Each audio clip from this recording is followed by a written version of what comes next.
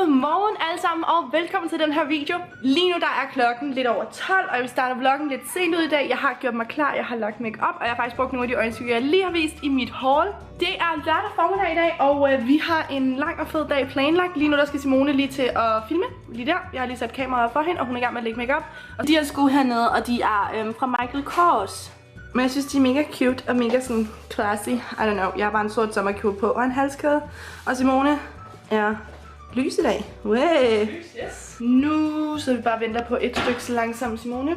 Jeg har lige taget opvasken. Simone hun kalder mig wifi. Det ved jeg ikke helt, hvordan jeg har det med det. Men i går der fik vi i posten vores nye phone cases. Og jeg er mega glad for det her. Det er, hvis I kender en anden YouTuber, der hedder Lindsay Hughes. Eller hendes kanal, tror jeg engang hedder Beauty Baby 44. Hun har lavet sin egen phone cases sammen med Wildflower. Og de er mega fede.